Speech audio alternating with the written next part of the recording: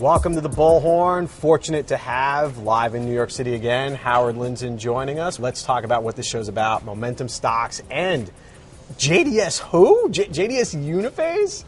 For real? They're back? Didn't they report like a $56 billion annual loss after the dot-com bubble burst, and they're back? The exciting thing that's going on right now, and we'll talk about the tower stocks as well, is bandwidth again. Exactly. Okay, so we had the bandwidth bubble in 98, 99, 2000. These institutions start looking for names that are related to this growth in semiconductor, and boom, as you know, Cisco's moving up, but that's too boring for most of these companies. So they're looking deeper, and JDSU, Ciena, I saw SIGM, Sigma, Semiconductor, Applied Materials, all these companies. Finisar as well. Finisar. So it's some flashes from the past. You got to do some work because you got to really see what these companies are doing. But en masse, there is a massive amount of money flowing into these companies, and it's fun times. Right. Are there any of those particular companies you just mentioned that you think kind of rises above the crop as the ones that people should be investing in or looking at, or is it still an area to be a little bit scary? There is only so many stocks that a person can own, and so don't get so excited that you go away from your core thinking and the companies that are really benefiting from these trends and that are true growth companies. These are cyclical stocks, and history shows that when like the JDSUs and the Ciscos start trading at higher PEs, and the semiconductors now are in the 40 PEs and the 50 PE, historically not a great time. Before we get to the tower stocks, which we've hinted at, you've mentioned Cisco as well. They report their latest results after the bell on Wednesday. Are people underestimating Cisco? I mean, you talked about them as someone that they're not as exciting to the street anymore, and they're going to pay a dividend. They're almost like this stodgy, mature tech company now. But Cisco's an economy unto itself. Right. They've done hundreds of acquisitions. They've got all the integration problems associated with that.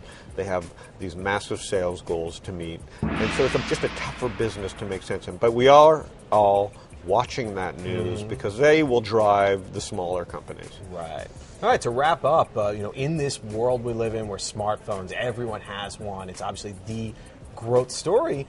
Companies like American Tower and Crown Castle, they're all near 52-week highs, and it's hard to get excited about something that's as boring as they own this unsightly tower that you see them all across the nation, and they just lease out to Verizon, AT&T, et cetera. But this seems to be a solid growth business. Would you be a little nervous because they're at their highs, or excited because they're there?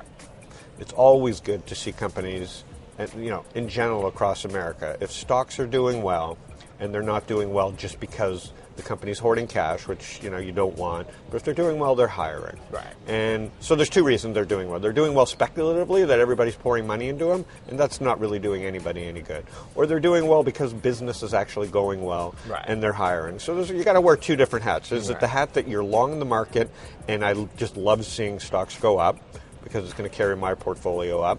Or are you happy that these stocks are going up because they present buying opportunities? I haven't done enough work. I think these companies are benefiting from the war going on with Verizon, AT&T, etc. So it looks like there's more strength ahead, though. Right. All right. Well, as always, appreciate it. We'll always be talking about the hottest tech stocks and other momentum stocks. Still can't believe JDS Uniphase, like Lazarus, is back.